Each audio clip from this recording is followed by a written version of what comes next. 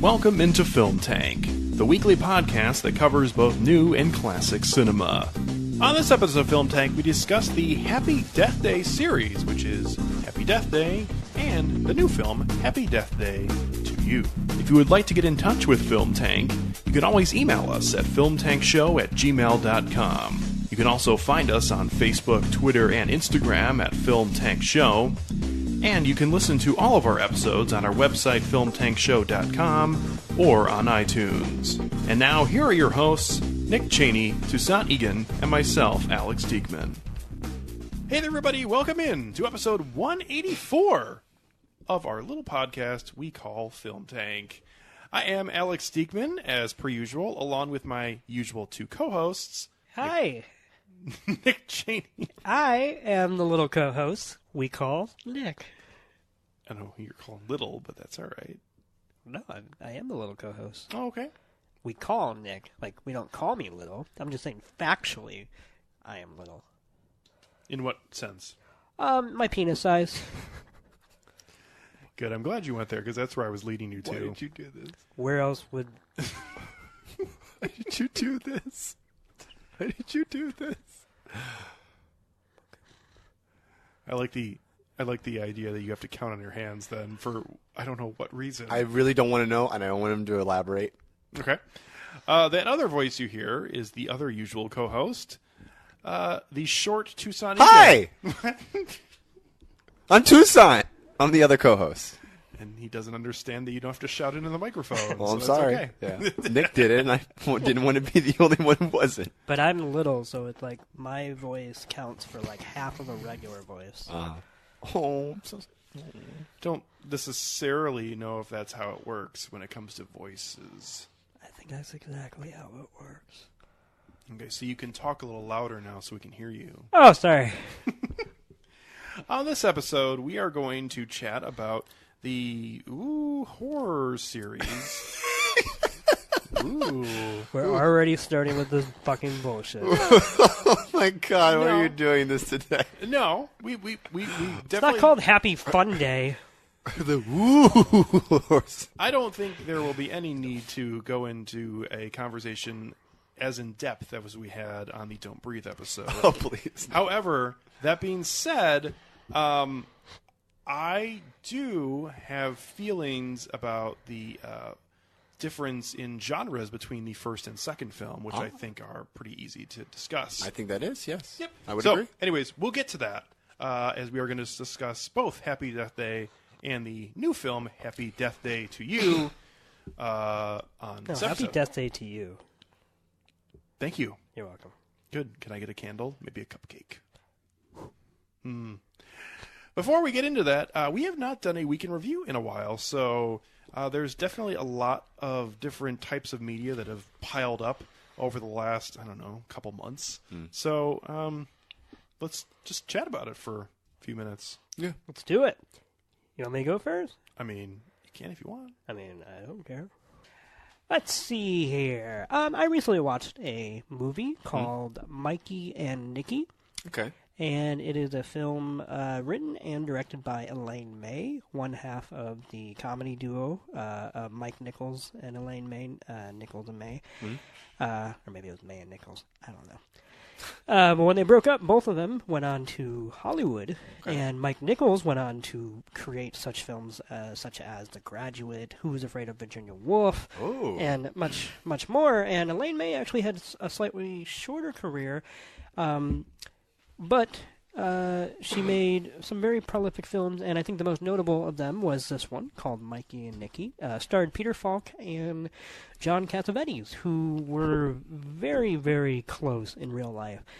Peter Falk was always in John Cassavetes' films, doing probably the best work of his entire career within the confines of Cassavetes' improvisatorial style. Yeah. I mean, he's basically Cassavetes as the godfather of the independent film movement that we know of in America. Well, I've learned something new today. Oh, yes. At least, especially the style and the kind of verite mumblecore nature. He did that in the 50s. Okay. Like late 50s, but still.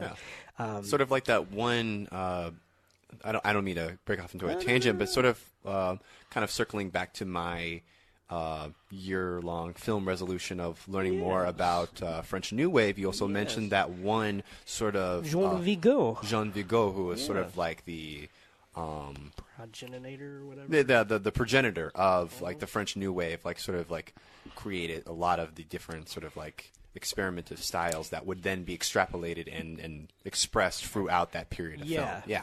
And, you know, he died tragically at a young age, so it's like he created the language he never got to use, whereas Cassavetes created a movement that he may have been the master at because he just obviously stayed within it all throughout the 60s and 70s and maybe early 80s.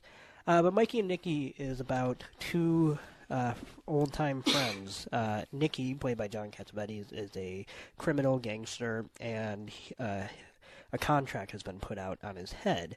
And because he's at his wit's end, because he's an asshole and an alcoholic and just, you know, someone you don't want to be around, he has no more friends anymore. Except Mikey, someone he's known since childhood, played by Peter Falk. And so it takes place over the course of one night as he's trying to shake his paranoia and actually survive the night, while a hitman, played by Ned Beatty, kind of circles around New York trying to find him, and also Mikey, because they're traveling together. So it's kind of this nighttime odyssey as two longtime friends confront their kind of undying loyalty and yet festering distrust of one another due to the judgments that they clearly have always held against, you know, one another. But just never vocalized. Until it came to a head that night when one was facing what's pretty much known as imminent death. And it's fantastic. Both of them give terrific performances. This sounds, I know it's not the same exact film, but boy, the more you speak of this, the more I'm just thinking that this has got to be a extraordinarily depressing scenario for all involved, and it's reminding me of something like Nicolas Cage's film Leaving Las Vegas. Yeah. Although that's different because he's the one who's creating this on himself, but at the same time he's a person that no one is interested in being around. Yeah, and only one kind of lost soul is trying to put up with it because of what they see in the other person. And it is very interesting that she only starts doing that because she's paid to do so. Yes, yeah. So. But anyway, I'm just thinking about trying to think about exactly what you're talking about with this film, and it sounds like similar kind of things. That's kind of cool. Absolutely, and I would actually say the movie gets more depressing as it goes on. Oh, because sounds like your kind of film. Yeah, the final scene in the movie is something I'll think about a lot from that moment on. Because it's not someone locked in a coffin, is it? I know. That'd be cool though. That was a movie, man. That was a hell of a movie. But this is weird because it's both a completely natural conclusion, but also one that you didn't hope that you'd have to witness, and it's just so good. But it's very much Elaine May allowed Cassavetes and Peter Falk to do their thing that they had honed during Cassavetes' own film, and really kind of improv their rapport and whatnot. But what I like most about this movie is that Mikey and Nicky are, I would say, the same morally speaking. One is a criminal and a gangster and kind of a misogynist, so he's a horrible person. However, Mikey is not that much better because even though he lives in the suburbs and he has a white-collar job, he seems to have the same sort of I was going to say a disdain and resentment for the fact that he can't act like that. So it's kind of like who's better, the person who's just being what they were born to be, or the person who doesn't have to be that way and yet clearly wishes that they could. You know, it's kind of like if Jordan Belfort had a person kind of walking behind him, like wishing that they were good looking enough and rich enough to do those things. You know, it's kind of like, you know, who's the real asshole? Now, the short and easy answer to this, it's both, because neither one of those are good situations. There's a really harrowing scene where Nicky takes Mikey to go meet a girl that he's been seeing, and they go to her apartment, and Nicky keeps trying to have sex with the girl, and the girl keeps saying not with somebody here, and of course he keeps saying it's okay, he'll go in the kitchen, and that goes on for about 5 minutes before she agrees, and then that happens. And it's really uncomfortable because 20 yeses, like 20 no's and a yes. Like, holy shit. He only gets a yes because he finally just says, "Baby, I love you." So then she's into it and she does it, whatever, and she still, of course, feels a lot of shame afterwards. Immediately, And he also locked the door from the inside. So. No, but after he gets up, he goes to the kitchen and he tells Mikey that she's warmed up for him. Oh. And Mikey goes over there and also tries, and she slaps Mikey, and Peter Falk, punches her in the face. Oh. Even though throughout the whole movie he had basically been looking down on Nikki for being an asshole or whatever, and they have a huge fight afterwards because of how emasculated Mikey felt, and he's like, "Why would you do that to me?" Really and neither one of them are actually discussing the true victim. Really important question here. Yes. Is there makeup sex for anybody? For anybody? Yeah. I would watch the movie. You might be surprised. Oh my god! But anyway, that's like one moment in the entire Odyssey. That's one. That's one moment in the Odyssey. Just Odysseus actually make it home. Yeah.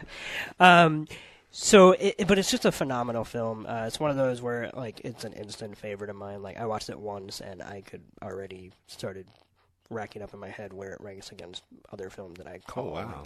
Like, I just thought it was fantastic. I mean, it was right up my alley as far as being take place in one night, talky picture, a lot of bad shit happens, and depressing finale. So it was very good. But those two actors are phenomenal. Another thing that I've watched before I'll pass it on, I have made a little progress on my resolution. Oh, that makes one of us. I have watched 2 Soderbergh films that I had previously not viewed. I got from a library. I watched one called Bubble, which was a precursor to Bubble Boy. No, it came out after, I think. It was a very interesting film because apparently it was made during a deal that Soderbergh had made with the channel HD Net, where he was going to be able to make whatever kind of indie films he wanted. Because he had just gotten done doing the Oceans film, and he really wanted to do extremely low budget, whatever, kind of like what he's doing now. I was going to say, this is just before but a something precursor, like Netflix was around to be a vehicle for him. Exactly. And in this case, it's like a 70-minute movie. It's really short. It's just this little kind of Midwestern shot on a flip phone. It kind of looks like it. And I think it might have been DV too. Wow. Yeah. If that one wasn't DV, then the other one I watched was. I forget which one. But what was I going to say? It's just a little Midwestern thriller about 3 people who work at a factory, and all 3, I believe, are non-actors. And there's a murder that happens, and you kind of get that, like, what if Fargo was like a documentary type vibe, where it's like a quirky, real-life kind of behavior, and yet there are no real jokes, there are no real drama. It's just this very matter-of-fact look at a possible sociopath amongst this kind of Midwestern dribble. Remember that one time when that person got fit into the wood chippery? I mean, pretty much. So yeah, as an experiment and as a experience, I thoroughly enjoyed it, especially the lead actors that he got, which apparently he got, like, the casting agent found her working at a Kentucky Fried Chicken. Like, she just looks like and acted like like, moms I've seen at school, when I went to school, like, got the curly red hair or whatever. And she actually gave a good performance. Like, I don't know if it's like she couldn't act whatsoever, so therefore she was just existing and it worked, or if they got so lucky that they actually found someone who could, like, not think about acting and therefore just give I don't know, it was just really creepy, whereas a couple of the other non-actors felt like they were trying a little bit, but because it's anchored on her performance, it totally worked for me. Then the other film I watched was Full Frontal by Steven Soderbergh, which was he made literally like a reaction to Ocean's 11. He had just made what he calls, and understandably so, his most inoffensive film, just most broadly appealing mainstream experience you could ever have. And so he's like, so I guess I'll just make my own Jean-Luc Godard film. And he made a movie called Full Frontal, which stars like 8 or so people, some of whom, I would say most of whom, who are no longer famous anymore, and yet at that time would have been a crazy thing to witness. It was Julia Roberts, David Duchovny, Blair Underwood, David Hyde Pierce, Catherine Keener, who I feel like she's actually kind of stayed the same to some degree. All recognizable, though. Oh, no, I mean, they're still, like, famous in the grand scheme of things. But I'm sure back then that would have been like, whoa, they're all showing up for this. And it, so you watch this movie, and you actually are watching scenes from Full Frontal, the movie, concurrently with scenes from a fake movie called Resolution, I think, where Blair Underwood's character and Julia Roberts' character are actor and actresses in, directed by David Fincher, with a random cameo. No, it's not directed by David Fincher. That's a separate movie. At one point, you see David Fincher directing a movie, a fake movie, starring Brad Pitt and Blair Underwood, but it's a separate movie. Or maybe it's not. Honestly, kind of unclear. Jesus Christ. Yes. Nick. And also, apparently, the movie within a movie might very well be a set in the same universe as Steven Soderbergh's Salami, because Terrence Stamp shows up dressed the same exact way as his character in that movie, but doesn't actually utter a line. And it seemed like that's so it's left kind of ambiguous. Yeah, It's all these walking like background cameos where you're just trying to reconcile. Like if you're a Soderbergh aficionado, you're trying to reconcile how you're already trying to reconcile how does this work in Soderbergh's career, fit respective to like his oeuvre, but now you're trying to like, wait a minute, is this like a literal piece of something that like a connective tissue across different films? I'm like, but if so, it's only the film within the film. Yeah, it's crazy. But no, I really enjoyed it, and I actually started it over immediately with the commentary right after I finished it, which is always a good sign. Yeah. And so I can't wait to rewatch it. I didn't finish it with the commentary, but I watched a good half hour of it again. Yeah. But that's definitely a for Soderbergh acolytes only. I'm not entirely sure if it's successful in and of itself. But if somebody is looking to understand Soderbergh, you can't not watch it because it's clearly him at a convergence point of a lot of different things that he was doing at the time and that he would go on to do even years later after it. Got some great Nicky Katt scenes. Ooh. Nicky Katt plays an actor in a play, which is a I'm sure that was actually probably kind of a reach for him. Ha! Yeah. Well, what's great about his scenes were the funniest. And what's great about his scenes is that he's in a play written by the character played by Enrico Cotellini, where they're doing a, like, I don't want to say modern retelling of Hitler and Eva Braun, but they're just doing like a domestic drama of those two. That sort of invokes that with maybe a 1950s type vibe. Like he looked kind of like he's in a Mad Men era because he chomping on a. He looks like he's in the middle of an ad exec room at one point. Whatever. Right. But he's every time Nicky Katt is on screen, he because he's very into his art, he doesn't not have the Hitler mustache because he actually shaved it, his beard off, and some of his lines are just great, and it's fantastic. You think Steven Soderbergh is going to do another mainstream film ever again? You mean one that's not filmed on an iPhone? I mean, Logan Lucky is not a mainstream film. Now, whether people saw it, that's a different thing, but that's a crowd-pleasing movie. It's a bunch of good old boys sticking it to the man. Yeah, I guess I'm thinking more along the lines of his earlier works that he had. I'm something like, I guess it's only mainstream because of how popular it becomes in terms of the way I'm thinking about it. Okay, let me circle back here. Do you think he'll make another film that garners the same kind of attention that something like Traffic or the Ocean's films did? Well, Traffic maybe. Okay. Because I don't think he'll ever try to... I mean, Ocean's 11 was clearly a work-for-hire type project, which not to say that it's the only thing he ever did work-for-hire, but that was like, they need this done. I can do this probably better than anyone and do it whatever. Mm-hmm. I could see him maybe putting his all into a Traffic-like story if he got another one. I mean, I'm not saying it is the same thing, but like High Flying Bird, that was somebody's script that he read and was like, oh, I want to make this and have this expose be out there. I just don't know that he... I guess, I don't think he's really trying to anymore. Do you think he was previously trying to, though? I think half and half. I feel like Ocean, he was probably trying a little bit, but also that was a fluke because I just... It probably would have been that way regardless. Yeah, I mean, if you had that cast without him, it could have still been a decent movie. You know what I mean? So, but yeah, no, I don't know. I mean, I think he's done not doing anything that doesn't speak to him in some way. He and makes films I for don't think himself Ocean's right now. 11 will speak to him in 2019 the same way it might have back when he was riding high, off of his first few successes. Yeah.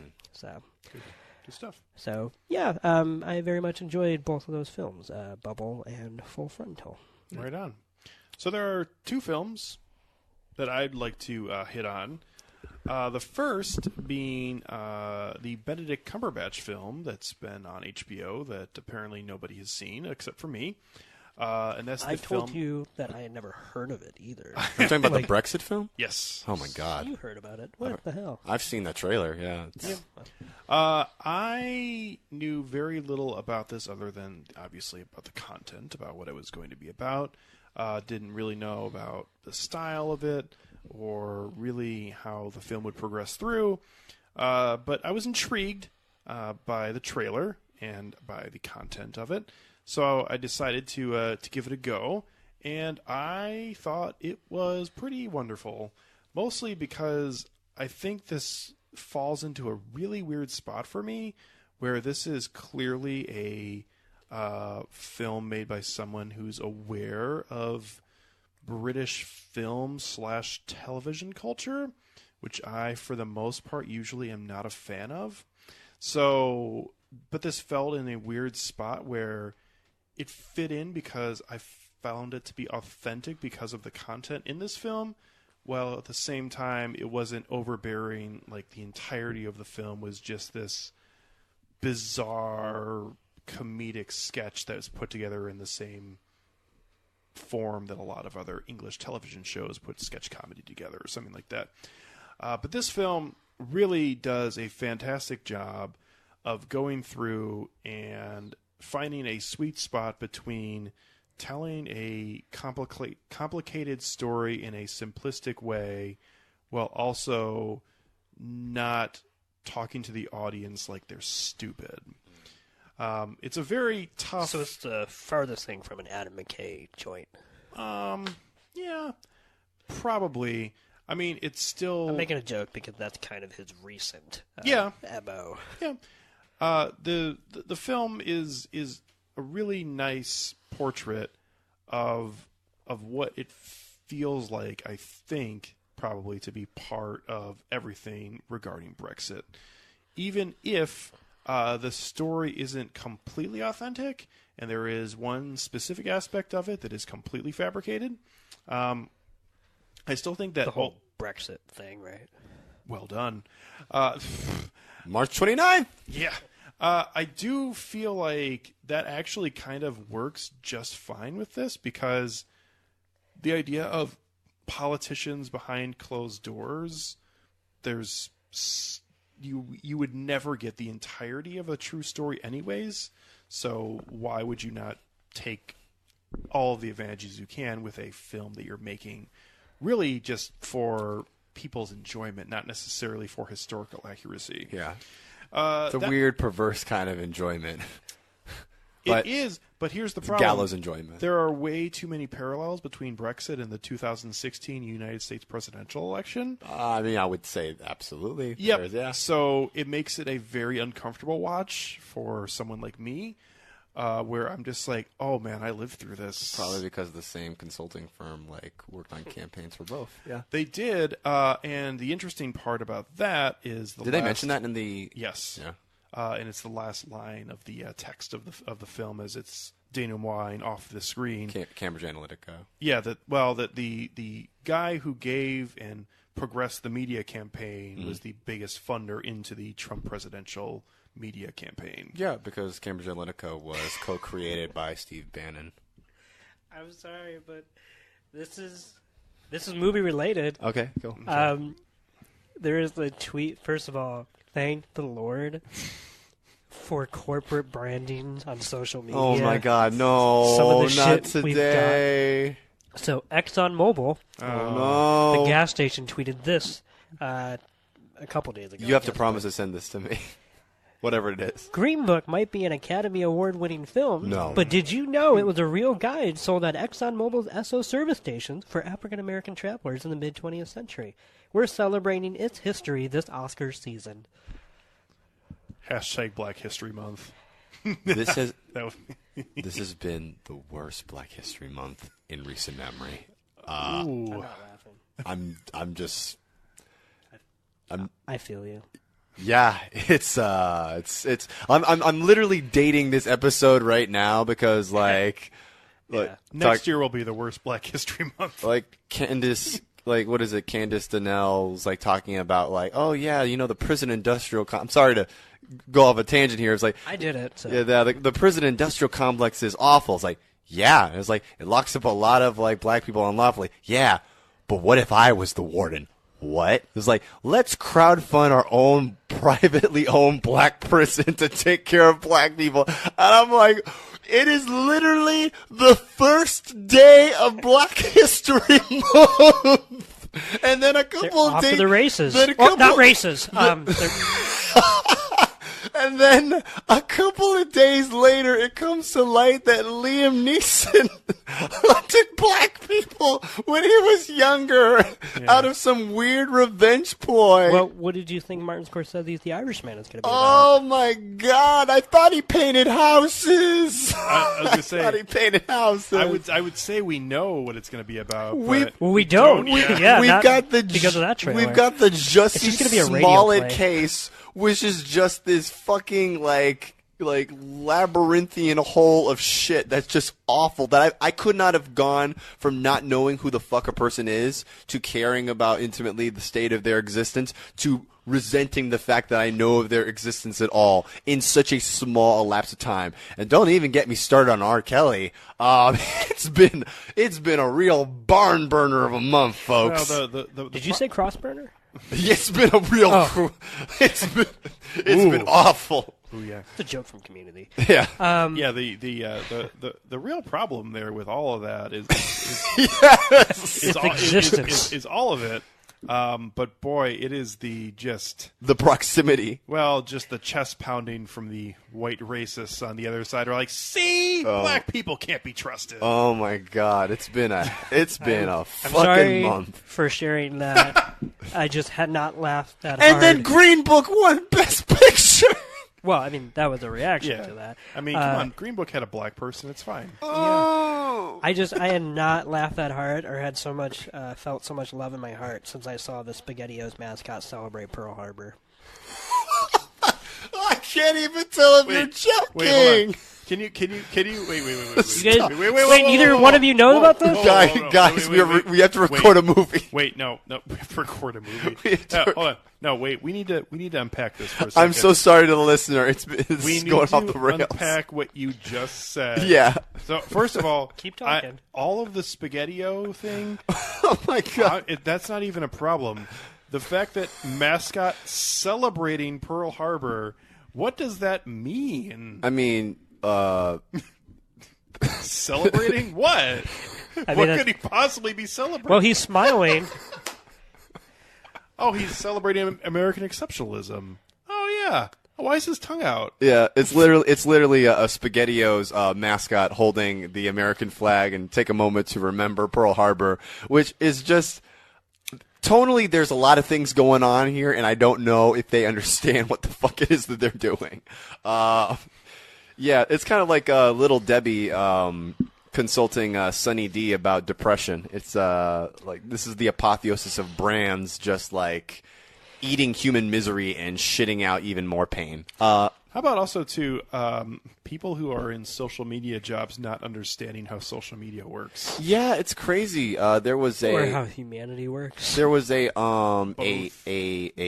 video game company that decided to host an AMA and ask me anything. Was that where someone stayed and never went home because they're so excited to finish your game, and it's like, what? No, that's like imprisonment. No, this is a different thing. That's okay. a whole labor issue. But there was a video game company that decided to hold an AMA on a board whose name I will not mention. That has been mentioned in the New York Times for I don't know, facilitating some really illegal, awful, hateful, perverse shit.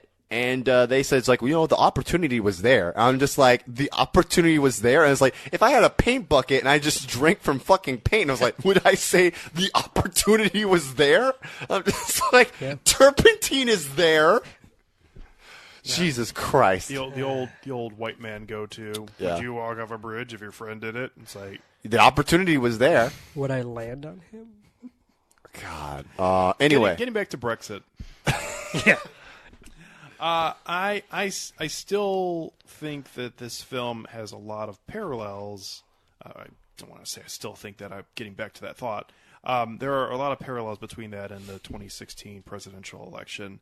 And it is an uncomfortable watch for me because of how unfortunately simplistic the Brexit campaign is thought of as, and how effective that is on people as you're able to emotionally just, if you find the right person with the right kind of ad at the right exact moment in time, and just, you know, just pinch a little racism in there, all of a sudden they want to vote on something that's totally unrelated to that. Also, too, the idea of how the slogan was come up with, which the slogan is... Take it back? No, it's... It's the original slogan for Brexit was "Take Control," and then the final slogan that they came up with that really boomed into there was "Take Back Control." Basically, just another "Make America Great Again." Somebody has again. Control over you. Yeah. Right. And that it was rightfully yours to begin with. Mm-hmm. But the idea, and this leads to probably something that's already in competition for my favorite scene of the year, even though it's only February, is the other side holding a focus group, and the leader of this other side is just viewing this focus group, and eventually cannot contain himself and decides to go in and basically put these people on blast for being stupid. Which is the whole dynamic of it is very interesting. But the idea, one of the more famous parts of Brexit was the buses with we're sending $350 million to the EU every week. Why would we do this? And his response to that is, we don't fucking send them $350 million. There's no money that we're saving by not going. What the fuck? Fantastic. Yeah. And I'm missing completely a absolutely wonderful performance by a actor who I think is actually pretty replaceable in Benedict Cumberbatch. Yeah. I think he's actually really good in this. He has a couple moments where he definitely is tapping into something that Michael Fassbender was doing in the Steve Jobs film, where he's being this eccentric piece of trash that this actor is playing really well, and it's working really well on screen. And just everything pretty much about it from start to finish, even though there's a couple small things that I didn't love about the actual film. But Brexit is a very good film that nobody is watching or paying any attention to. Not that you need to watch it for like its historical value necessarily, but if you're at all interested in the dynamics surrounding Brexit and the idea of how could we let this happen, I think it's a nice little snapshot that also has some pretty good entertainment value. So that's the first film. The second film is related to somebody we just brought up a few minutes ago, and that is Liam Neeson's Cold Pursuit. Oh, no. Now, hold on a second here, because this was a pretty... I don't want to say profound, but a very interesting film viewing experience for myself and Nicholas here, because this is a weird film in this era, especially for people, I would say, as into the film industry as we are, not necessarily that we like work in the film industry or anything like that, but we have knowledge of what movies are going to be and look more at information about them and find out more about them than the normal film consumer would. This is a film that caught myself and Nick both off guard, that it took a left turn about 30 minutes in and became a much different film than was being advertised. And not in a way that like Serenity did. This is a film that was extremely committed to what its film was going to be. Yeah. You okay there? What? Dying Pee Wee Herman over there. What? I know you were in the same kind of lukewarm boat as I was, but I will say, if anyone has the opportunity to view Cold Pursuit, I'd at least watch it just because I don't know what the fuck was happening, and I don't know what that was. I will say this. It takes something that should be a slam dunk. Yeah. Liam Neeson, snowplow driving, avenging his son's murder. Okay? Like, R-rated, too. R-rated, yeah. Yeah. So, I mean, like, that right there is a recipe for fun. Mm-hmm. Yeah. And this... Liam Neeson avenging is fun. It used to be fun. Yeah. Yeah. But, I mean, the trailer made it look like this would be like, you want that, so we'll give it to you. In not the mold just of like, Taken or something like that? Well, I was going to say in a slightly mocking tone. Like, this is why you're here. Not just like, you really should care about his stepson, daughter's child, pet being abducted and taken 7. All dogs don't go to heaven. That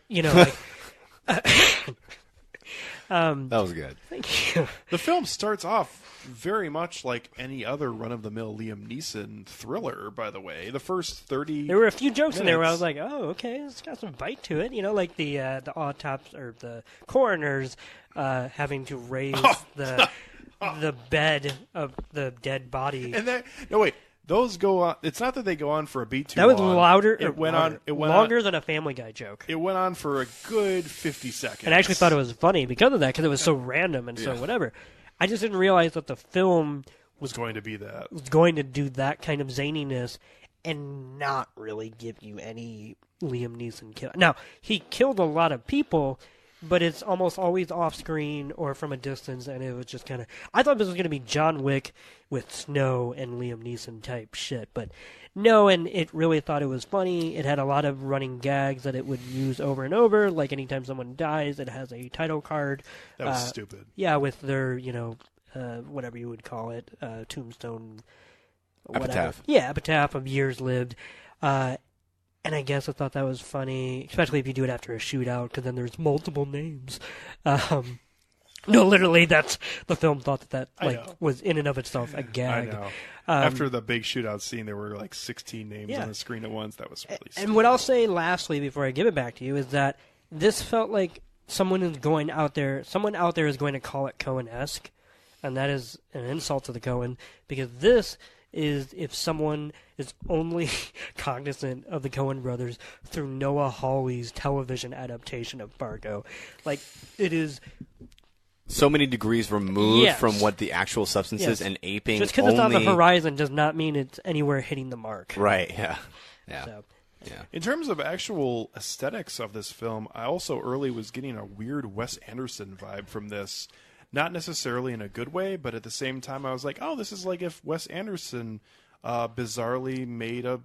Wind River. I was going to say, yeah, a Native American revenge story. Did it have these like kitschy, like hyper, like candy gloss, like models? Not necessarily that, but it definitely was picturesque in its composition when it comes to symmetry and such, which you don't normally see in that kind of genre. Yeah, he loves that shit. I'm thinking of specifically the music behind and the way the exact look of when he would wrap the bodies up and throw them over the waterfall. I was just like, man, if Wes Anderson wanted to make a film like this would be in that film. Yeah. Anyways, so the film takes a hard left turn roughly 30 to 40 minutes in. And actually, Liam Neeson really isn't in this that much in the last hour, which is really weird as well. But the film becomes much more about this weird, terrible storyline between the drug lords, one of them whose name is Viking, who's this kind of One Tree Hill looking motherfucker in a suit, and the other is played by, of course, a group of Native Americans who can do nothing other than be on the receiving end of reservation jokes. Although the one was really funny. Yeah, there was one good one. There was one that I cracked up in the theater about because it was hilarious. I guess I'll set the scene for you that I'm bringing up anyways, Toussaint, and to anyone listening.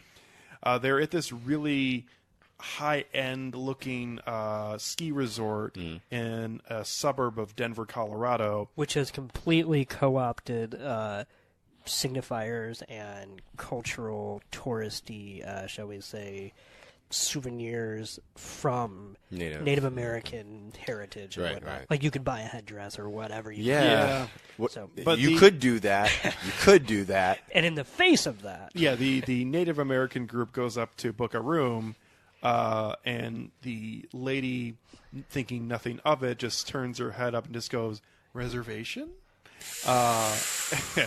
And he then responds, "What did you say?" And then she then replies, "Reservation?" And it just is a highlight of when this film, and I think that's the problem, is that there just wasn't enough good material here, because I think the timing actually was probably there for there to be really good parts to this film. There was just not enough meat on the bone to actually deliver that kind of film, where there was too many of the annoying Viking character saying all of these bizarre things that the scriptwriter probably thought sounded cool when they were writing it on paper, and then they actually got to the shooting part and they're like, "This is stupid, but we all are sheep and can't think for ourselves, so we're just going to go on to the next shot." Oh my god! yeah, Shit. Okay. bad. I mean, I think that guy had a lot of lines in this film, and only one that I thought was truly wonderful, which is when he... Talking about Viking? Yeah. Okay. When he's giving his packed lunch to his son, and he's very angry that somebody put a muffin in, and he throws the muffin out the car window, and he turns to his son and goes, "I just want you to know I was not part of this."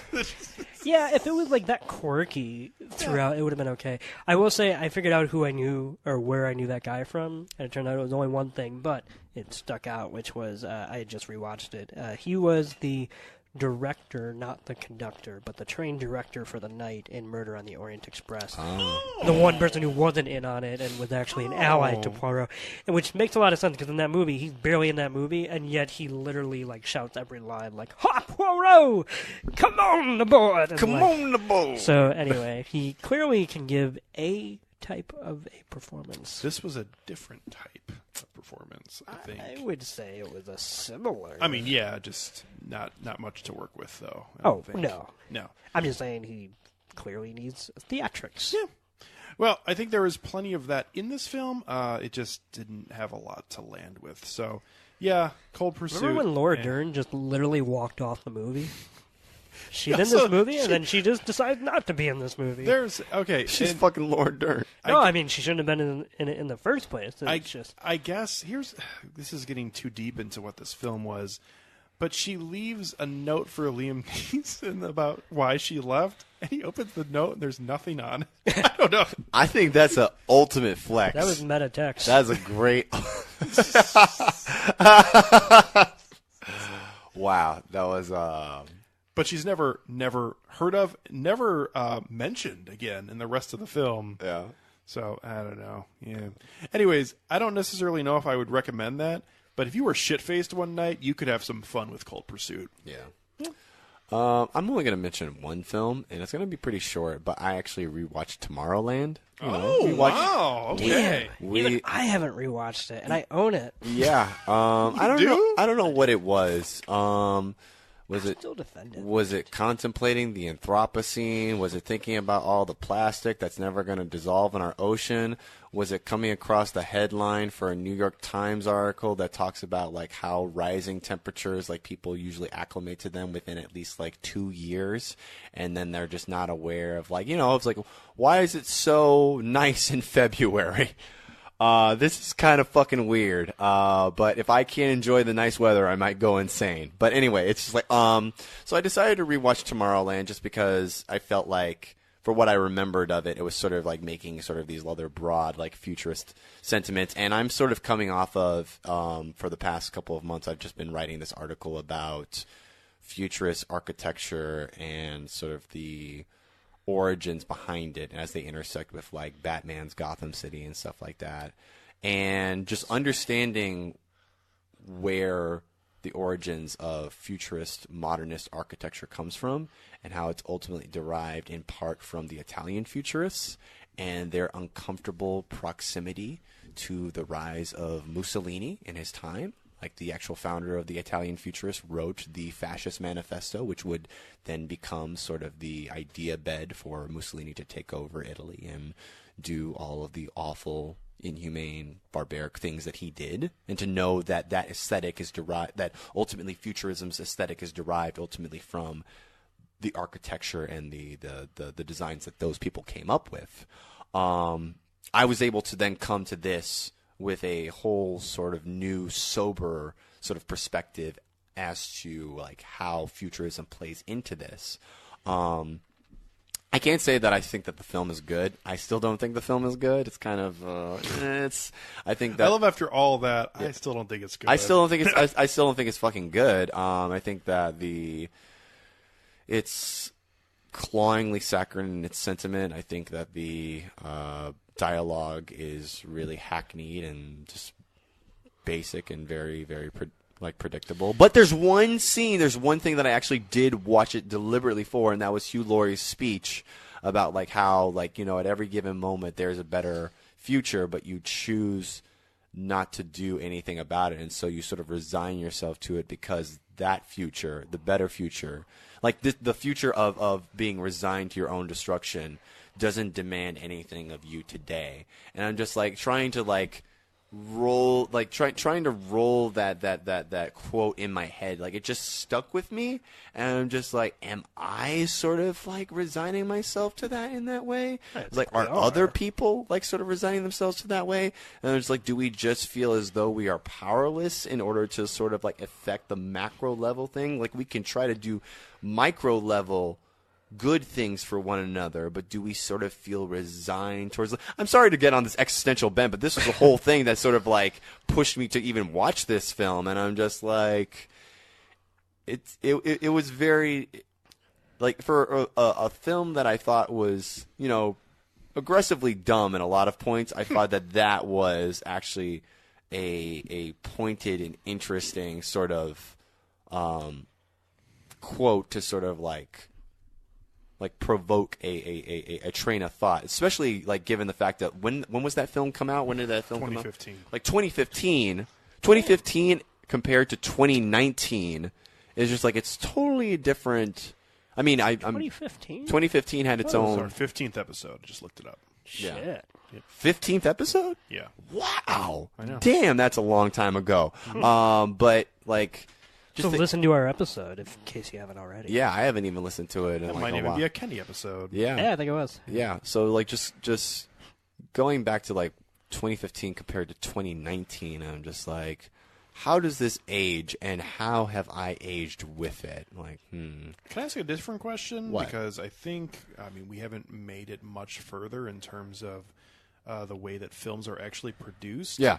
But how about the idea of Disney creating a film that is concurrently an original film, but at the same time is the idea from it came from a section of one of their theme parks? That's interesting. Yeah. That's very, very interesting because, like, you're obviously also referring to like Pirates of the Caribbean, and I know that you are far more well versed in sort of the Disney Imagineering sort of like but Pirates like products of that. Pirates of the Caribbean had a much I don't want to say better, but it had a much clearer perspective on exactly what it wanted to be. Where Tomorrowland, I feel like they started off with this idea: we want to make a film that centers around Tomorrowland.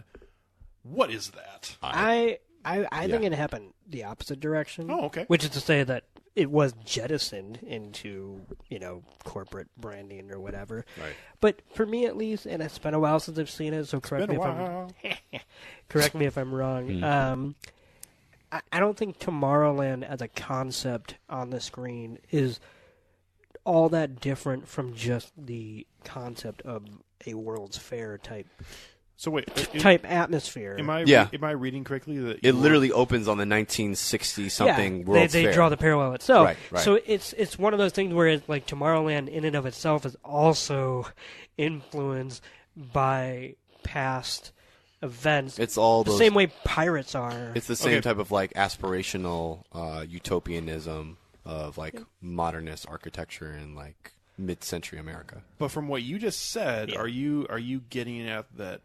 Feel like perhaps that the cart came in front of the horse here, where like Disney only brought this property in and slapped Tomorrowland because on it? they could do that. Yeah. Yes. No, like they wouldn't have just given Brad Bird free reign to make a story in which there's an alternate reality where you can see the blah blah blah blah blah, because either he thought of it in a way to bridge it, or he thought of it and then they realized how little they'd have to change to just make it a quote unquote Tomorrowland movie. The thing is, no one really left Tomorrowland remembering that it was a park. I feel like I wouldn't remember that unless you bring it up, which is not to say that like I'm like, Tomorrowland, I haven't heard that name. Like, it's not whatever, but it doesn't really scream anything in the movie. It probably resonates easily with the audience, but it's probably the pull to get you into wanting to see the film. Yeah.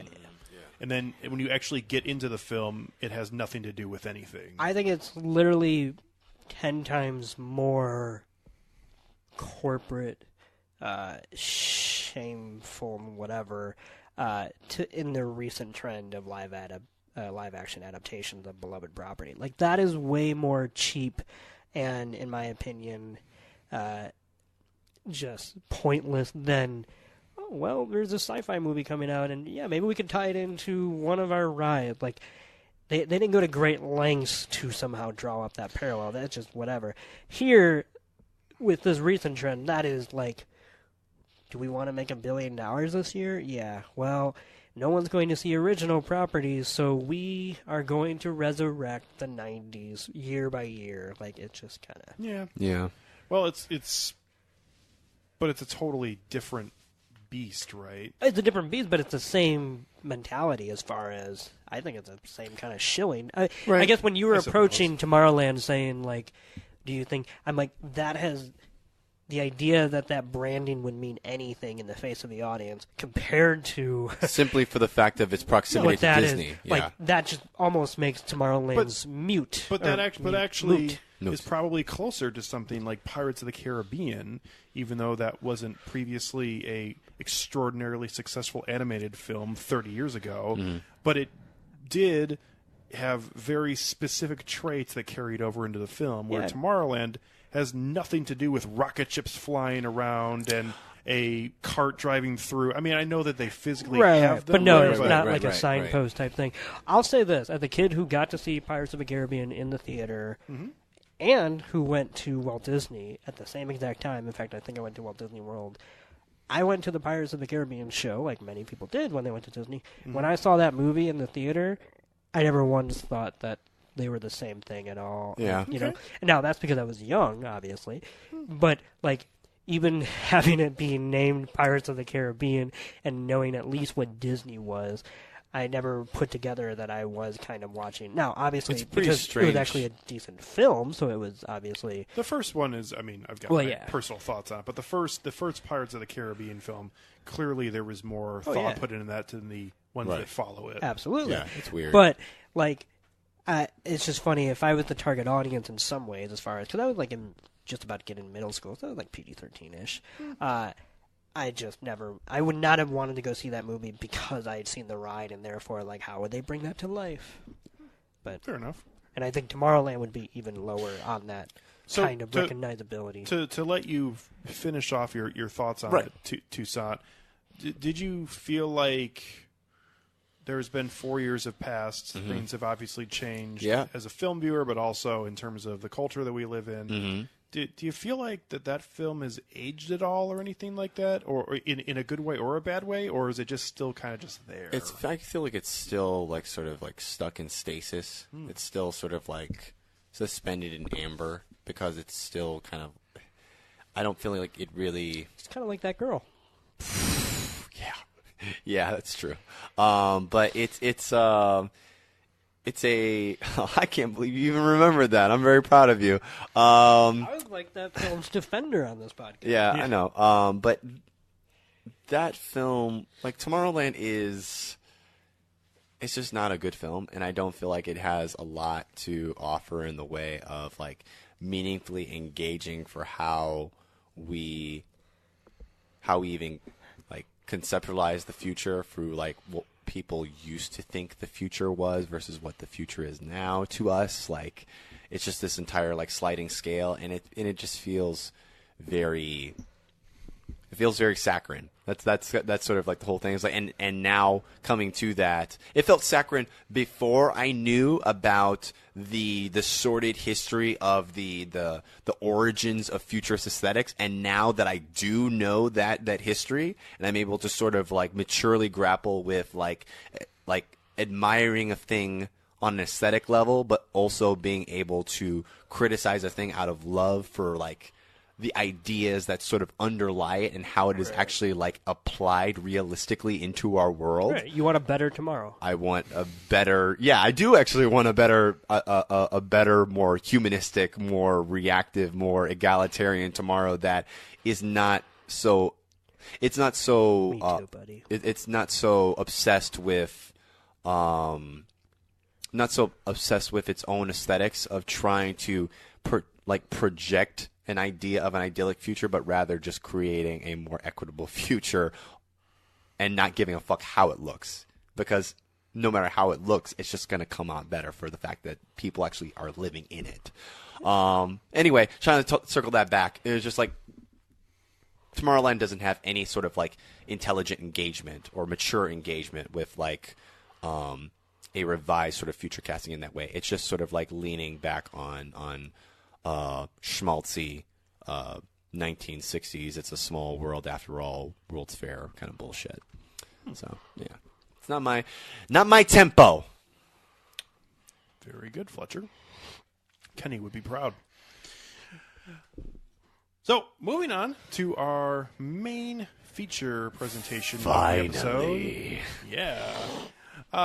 We're going to discuss the two films in the Happy Death Day series, which I can't believe they came out this close to each other in proximity, but yet here crazy. we are. Really, I mean, it's only, a year and a half? Yeah. Like, did we review the first one? No. That's why we're talking about the first one today. Yeah. That makes sense. Yeah. I think a good practice will be to just kind of talk about both of them at the same time, because I think that they're very much closely related. Yeah. Yep. So the Happy Death Day films, the first one came out in the fall of 2017. It revolves around a college student as she continues to relive the day of her murder. This continues in a loop that will only end when she discovers her killer's identity. And then the new film is basically has some of the same things happening in that same kind of plot line, but it gets much more involved in the idea of different quantum universes. Yeah, now it's trying to actually like create a explanation that probably was already there, but was just like. No, it was not there at all, which I thought was okay. No, I mean like not in the first film, but I think like perhaps at the writing stage is like, oh, maybe we should explain all this shit. And I was like, no, let's just strip all this stuff away and just you mean like maybe they had the idea, but they had kind yeah, of deleted the scenes, right? Yeah, which probably made the first one better. Yeah. But the idea of all these universes happening in concert, it's not necessarily something that hasn't been broached before in other kinds of quantum entanglement films. Yeah. But Nick, you wouldn't know anything about that. Which Nick? Oh. that's basically what's happening in the second film, and it gets much more involved with the other characters, and also spends time showing different traits among the characters that are in the first film, which is definitely an interesting part of the second film.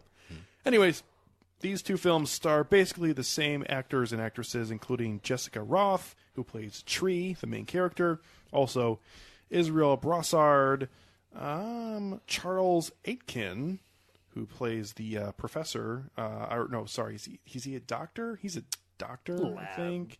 Lab guy. Also, Phil. I'm sorry. That is not his name.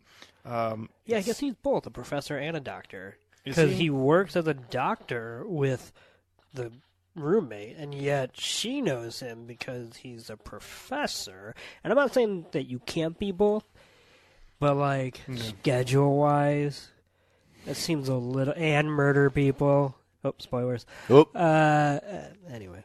So, also, the actor who plays Ryan... Fivu. I'm saying that super racistly. Let me see. It's Phi, and his last name is Vu. Fifu. FIFA. Shut the fuck up. Anyway, Fifu. It might be Fifu. Yeah. Fifu. Okay. Yeah. Also, Rachel Matthews, who plays the head of Tree's... I was going to say Treehouse. Fuck. Tree's... Just call it Treehouse. I don't know why that got a very regal guffaw. She plays the head. We're getting old. Comedy! Plays the head of Tree's sorority. And then Ruby Modine, who plays Lori, Tree's roommate, who is the villain in the first film, and then a good character in the second film. Yeah, relatively good. Yep. So, I will pass it off to you guys because, in all honesty, I don't really care for this series. That's and okay. I'll get into that, but I think you guys probably have a more positive reaction to this, so I'll let you go first and put that out there. Yeah, I know, it's weird. We actually went to go see the original Happy Death Day together, didn't we? We did. Yeah, I remember that was a really fun experience. I enjoyed... The handjobs were nice, but the movie really put it over the edge. I don't know who you were getting a handjob from. That was not me. That was weird. Anyway, but the first film I really enjoyed. I just think that there's something perversely hilarious about the babyface killer, just having that as a mascot for you were quite the giggle machine for a universe. We saw this. Yeah, it was fucking hilarious. It was. I will admit. Yeah. It was used very well in the first movie. It was. It really does sort of tap into the existent vein that there is, the convergent vein between horror and comedy, in that it's really all about timing and it's about surprise. And that film had a lot of timing, really well timed surprises that were just shocking and alarming. That you're always just waiting for it to drop, and you're not sure when it's going to happen, and when it does, oh my god, how could I not have seen that coming? But yeah, I think that the performances overall were really well done. I enjoyed the lead actress just because I feel like her arc through having to experience death over and over and over again. I can empathize with the frustration of what that situation would have been like, and to see that character under duress having to grow as a person because of that, and just actually having a more considerate attitude towards mortality and just human connection, for the fact of having to have lived and died so abruptly over and over and over again. So have you not seen Groundhog Day? I haven't seen Groundhog Day. No. Just wanted to... I haven't actually seen Groundhog Day. Just curious. Yeah, but if you want a movie that actually does, and I say that as someone who's a fan. Yeah. But I feel like I got that from from this movie. Yeah. This is getting more into the weeds about these films. Yeah. However, get in there. Yeah. It didn't bother me as much with the references to Groundhog Day in the original, because they do reference the fact that Groundhog Day is an actual event. Yeah. To be fair, they mostly relegate that to the coda. I mean, it's just at the very end. Yeah. When he's like, wait, you haven't seen... Which I thought was actually a good use of it, because it was like the whole time you're thinking it, and then finally someone said it to her, and that's because she hasn't seen it. That's why she hadn't brought it up. Mm-hmm. And that's why you referenced it now. I was like, oh. Kinda. Yeah. Unfortunately, in the sequel, we get the reference to what this film is riffing off early on. And I think one of the biggest problems is it's from one of my favorite films ever, so I... for the most part, I'm starting off saying, well, you're really setting yourself up for failure here. Well, the stupid thing about that reference is that it's also not like that at all. So the fact that they brought that up, I thought was stupid. You know, I think... Well, we're talking about Back to the Future Part 2, right? We are. Yeah. But here's the thing about that's weird, is that if you're not going to do that, why set the audience up to be thinking that? No, I mean, I agree. Yeah. So I was less disappointed because it wasn't Back to the Future 2, because I don't love that movie, and more just kind of like, well, wait, if you said it, why aren't you doing it type. Yeah. I know that these aren't like a total one-to-one. I know there's the explicit sort of reference of Back to the Future Part 2, but when I watched Happy Death Day 2U, I sort of saw, like, it's not exact one-to-one, but I think that tonally in some parts... At least tonally and conceptually in some parts, it sort of reminded me of that one movie we watched together. I think it might have been called Detention by Joseph Kahn. Yeah. Yeah, and I'm just like the second film reminded me a little bit of that. It it's not that MTV ADHD quantum right odyssey, so to speak, going on. Right. Yeah. So I like that science speak thrown in there, where the first film didn't have that. Right, and it was just like that. That sort of. That was sort of the vibe I sort of teased out of that viewing experience when I saw the sequel. I can see that. Yeah. So it seemed like, Toussaint, you really overall did enjoy what the first film was doing. Oh yeah, I really thought that the first film was. I mean, I was always intrigued by the fact of why is this actually happening? But I feel like it's. I've come to sort of a point when it comes to speculative storytelling that it's not so much a matter of why a thing is happening all the time. That's not what I take satisfaction or gratification out of. It's more of seeing how this idea is then extrapolated and explored meaningfully in a different way. And I feel like the why and the what behind a device such as this can always exist sort of at the periphery and can peek out a little bit, and you can sort of tease out an answer, but it's kind of gives half a dip.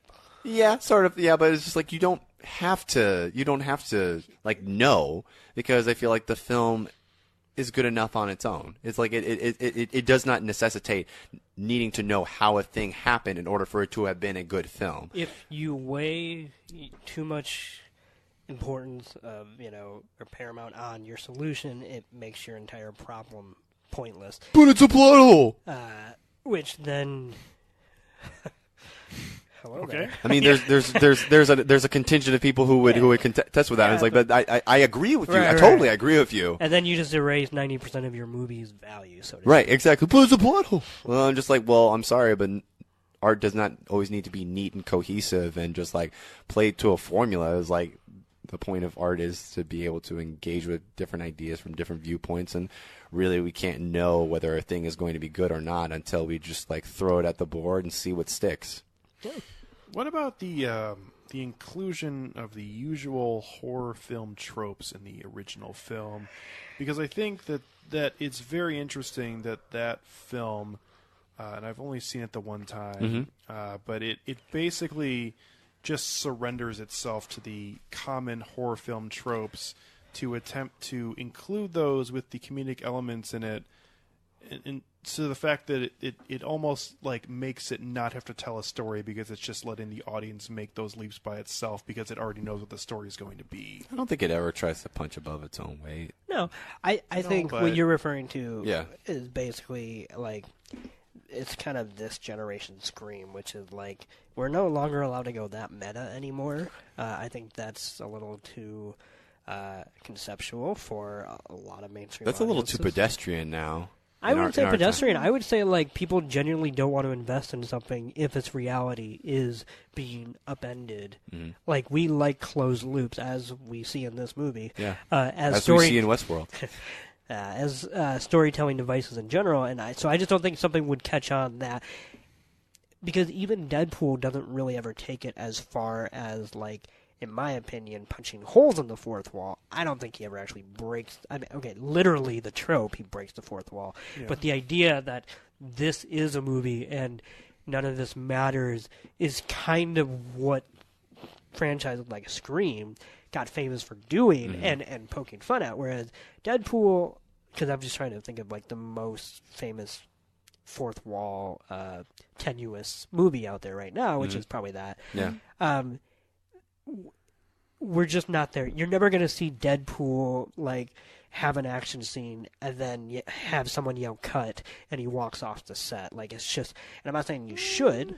I don't think I could see it.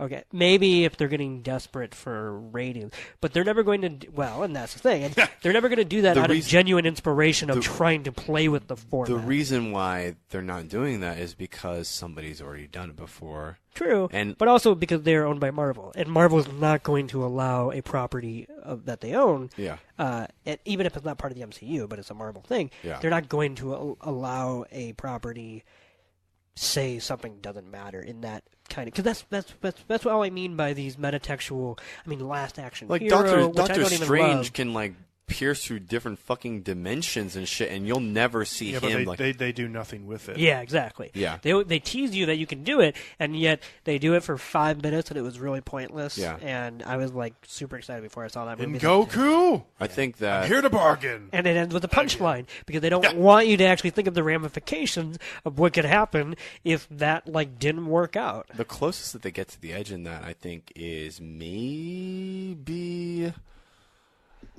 like Guardians of the Galaxy, maybe?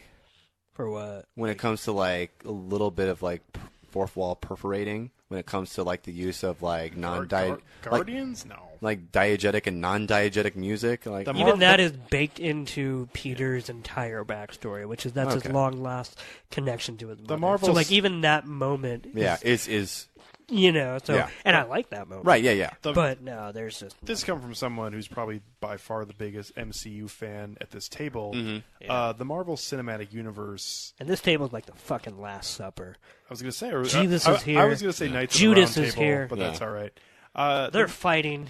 The Marvel Cinematic Universe has such a high opinion of itself that it would not break the fourth wall on itself because it believes it is too important for that. Yeah. Agreed. So they just won an Oscar. So just to finish off what I was commenting about a few minutes ago, I mean, it doesn't necessarily have to be shocking, but I feel like it would be much better served in a film like this if it did not have a paint-by-numbers finale where, it was the roommate who had the cupcake all along, and that's how she was kept getting poisoned. And I mean, I guess there's only so far you can go, especially with a low-budget horror comedy.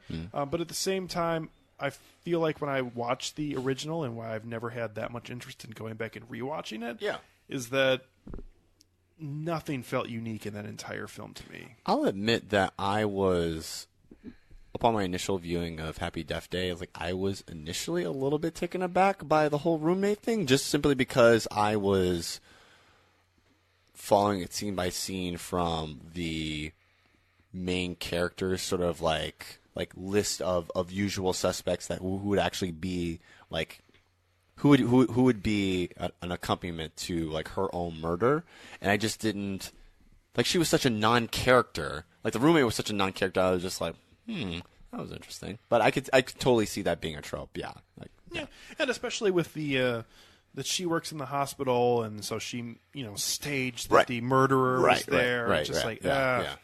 The problem with, and it actually falls into the structure of both films, is it almost brings up its own flaws time and time again as it keeps repeating the same story, and then it keeps having to repeat the same mistakes that the film is making on itself. The twist in Happy Death Day 2U is absolute dog shit, I think, when it comes to the Well, shows. maybe that's because the rest of the film is the same. Ooh, I actually really liked it, like, coming off of it, but, like, I've been forced to sort of temper my enthusiasm. Like, I think I still... You've been forced to use your brain when you're thinking about it? Ooh, fuck off! Anyway, We but can have some fun here. It's I know, a podcast. I know, but I've the more time I've thought about this sequel, like, I don't think I like it as much as I initially did, like, just off the high of, like, seeing it.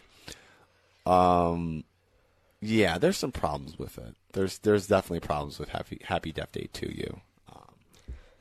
My favorite part of the original is actually the interesting bizarreness that happens in the Universal crawl at the beginning. Yeah.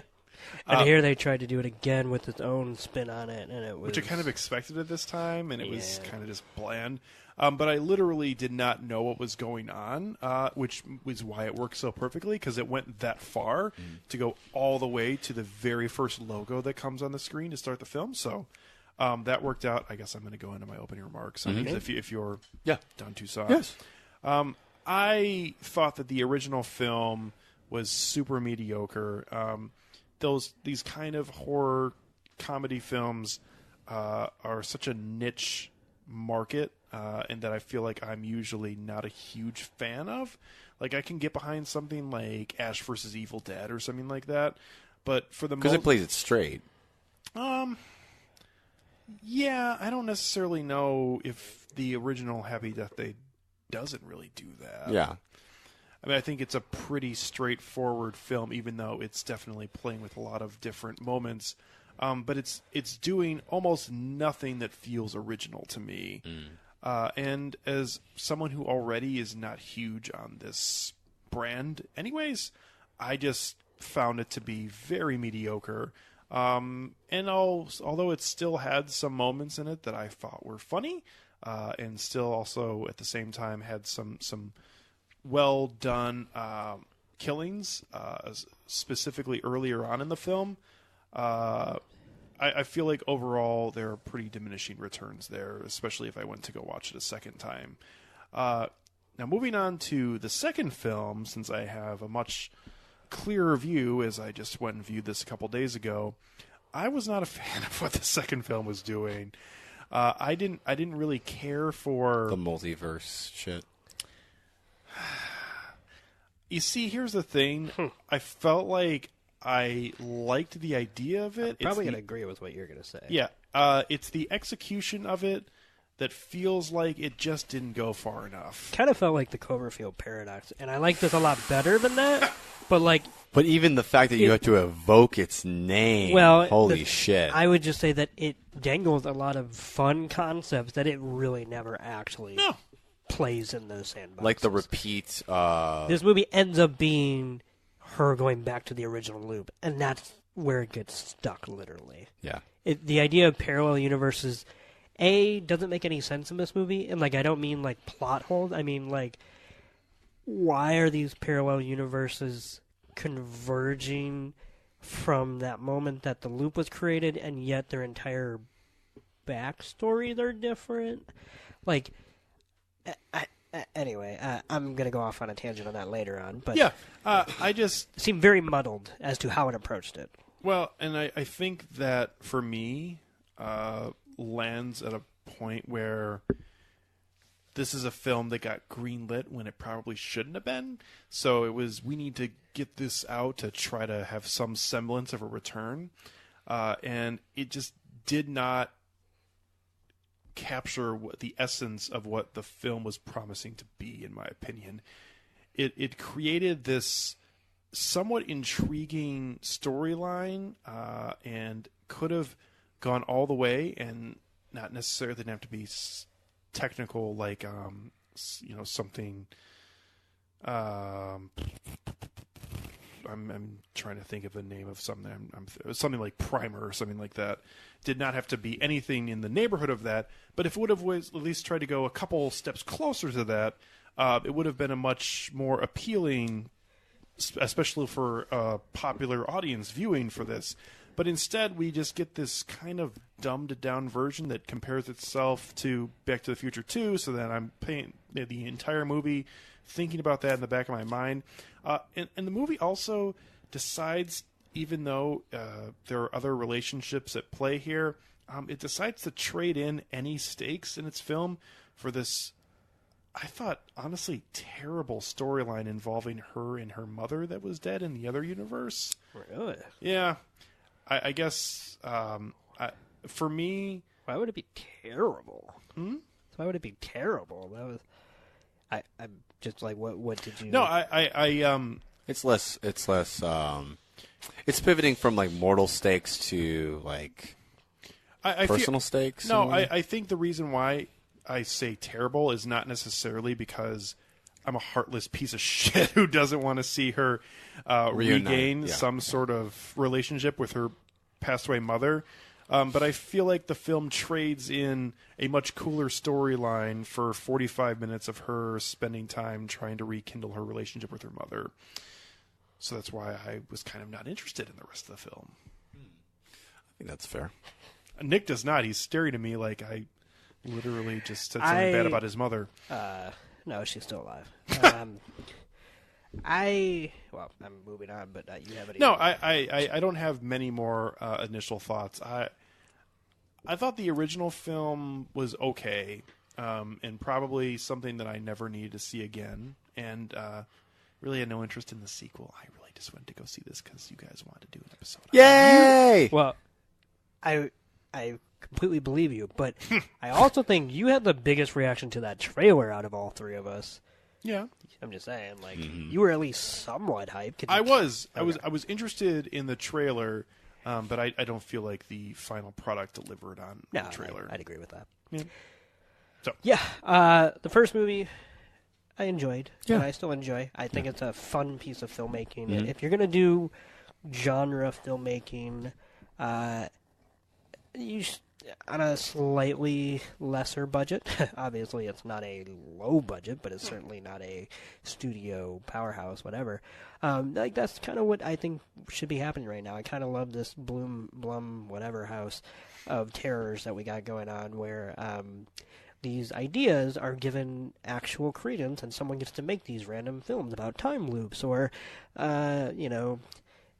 people's body parts trying to kill them and whatnot. It's all these kind of fun Twilight Zone-esque pitches, which I'm not necessarily comparing quality-wise to that wonderful show, but the excitement of, like, what's this one going to do for 90 minutes type.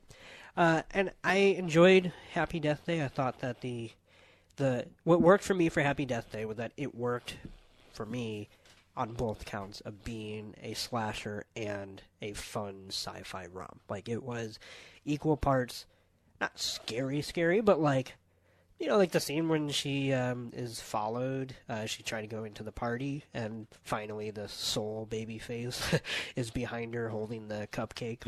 Like that's a good little horror image, Yeah, the scene in the dorm room at the party in the first film is fantastic. Yeah, and so like all those, like even if the movie maybe doesn't quite reach the first 30 or 40 minutes, like that movie knows how to be a slasher film, and on top of that, it, I think, knows how to be a time loop film. Like, concurrently running with that, we are given funny little jokes of, like, the same things are going to happen every morning, and it plays with itself, and all that kind of stuff.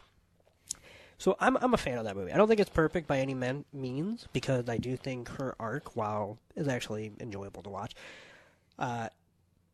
it's hard to praise it too much, because Bill Murray did it. Bill Murray did it! I mean, that's one of his defining roles, and one of the greatest sci-fi movies of all time, because of how much it totally hides a sci-fi. Like, it will trick people who don't like sci-fi into loving it, because it never once explains what's happening. It's also a holiday film. Yeah, I was going to say, it's got, like, it's all up there. Yeah. And so anyway, I'm a fan of the first one. The second one I watched, I enjoyed myself while watching it, but I also think it's pretty bad. Like, it doesn't quite... I would agree with you. I really enjoyed watching it. Yeah. Like, but afterwards, I'm like, the more I think about it, I'm like, this isn't really holding up, and I feel kind of embarrassed for my initial rating of it. Yeah, it's like the Queen fans when they watch Bohemian Rhapsody a second time. Oh boy, do I regret it! Do I regret it? Oh, darling. Best editing. Yeah. They should have shown that scene. Yeah. So yeah, Why happy didn't you Death tell Day. me about Live Aid? Why didn't you tell me about Live Aid? You don't know what that is. The fuck? It's not a thing. It's not a thing yet, Freddie. It's not a thing. It hasn't occurred. Yeah, What? that's why I didn't tell you. It doesn't exist yet. Eddie! Eddie! What? Anyway. Let me know when this is over.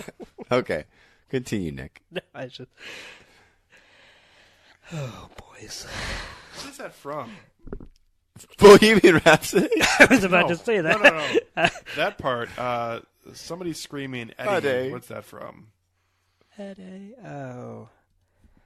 I feel like it's Emma Thompson saying it. Is it from that one movie where... That's not helping Toussaint. Let me fucking work out my thoughts, bitch. It's like-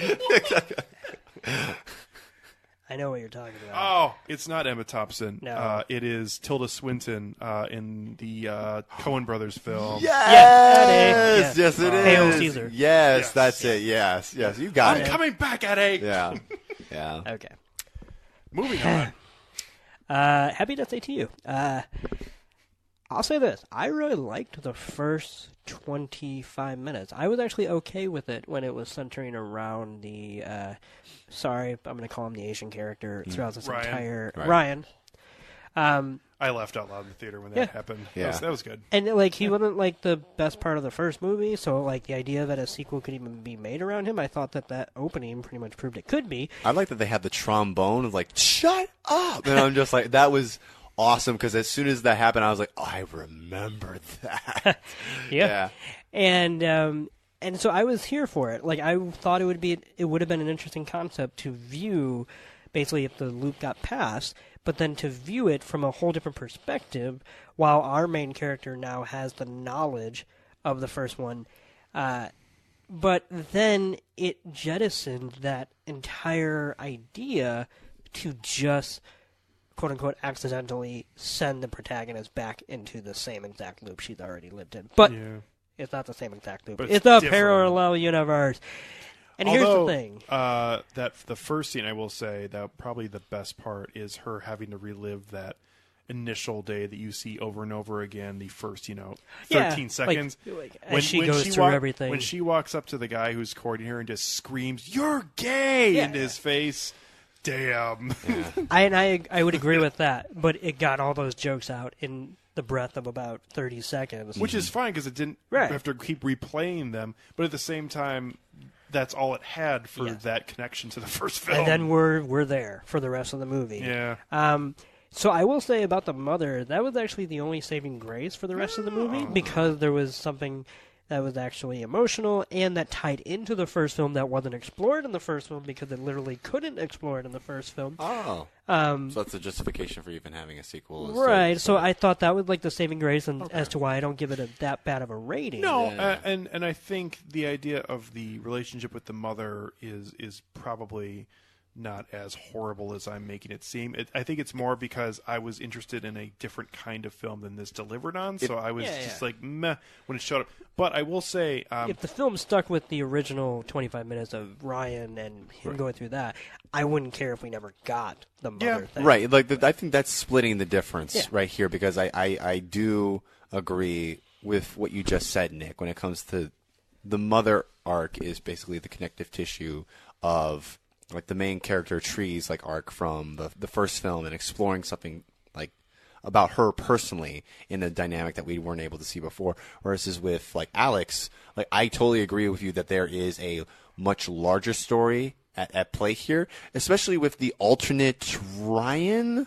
The alternate Ryan, who's like, where the fuck did he come from? And I'm just Are you like, talking about the baby face, right? No, yeah, not the original, the the original baby face that kept on killing himself over and over again. And I'm just like, I am very confused as to, like, I just feel like It's dropped though, so It's dropped, and so we they- never fucking find you, out. You know why? Because they didn't have an answer. They didn't I have know, an that answer. was- And I feel like that is something that honestly I could see that being the premise of even a third film. But It's already been announced. But I don't think I'm Did you really guys watch the all end that. credit scene? Well, I did watch the end credits I was scene. just curious. I figured you were not going to stay for it. I did see it and I enjoyed it, End but I'm credits just I like bailed the fuck Did out you of read there. about it? No.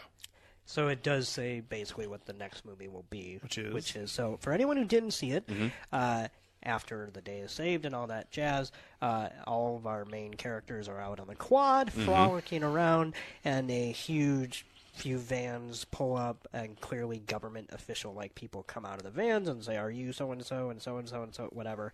They're like, "Yeah," and they're like, "You got to come with us," so they come. So they basically spell out to them that they know that Ryan created this crazy temporal machine, but they don't know exactly how to survive a loop and all that because they're the only ones who have ever done it. They're like, but we also think we can make it and like control it. We just need a test subject. And they're like, but who would we willingly put in it? And then Danielle wakes up in a loop. Oh. yeah.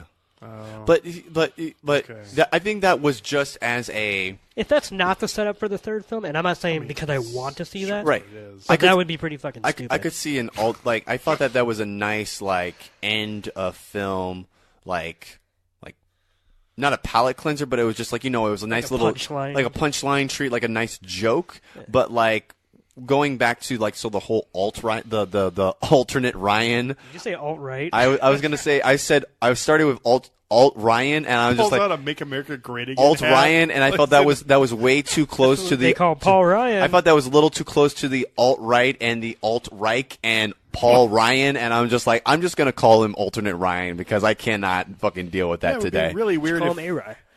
it would be really, really weird if instead of telling them about what's happening, he just pulled out a really shitty PowerPoint and started talking about the American Health Care Act. Oh my god. Anyway, Let me just roll up my sleeves. so alternate Ryan, I don't think is a strong enough pull for me to go see a third film in this. I don't know if he's going to be in. Oh, it. yeah. That's what I'm They saying. That's dropped it why he's. completely. They didn't like, drop it in the way Marvel drops things. They're like, "We'll be back." You know you won't. You're gonna leave me here with a check. It's like we'll be back. No, and I'm with you because once again, that was part of that opening 30 minutes, and like I was starting as a quantum physics nerd to go like, okay, Yeah. that's probably Ryan coming back to kill himself Yeah. because he learned that later. Because I went and saw it with a friend, Yeah, and she yeah. was like, "Shut the fuck up," and Yeah. then I was very mad. Not only that was I wrong, but I was wrong because they just never really actually explained it. So I'm like, so that's probably what it should have been because I'm always right. Because the film was not really interested in telling that story. Yeah.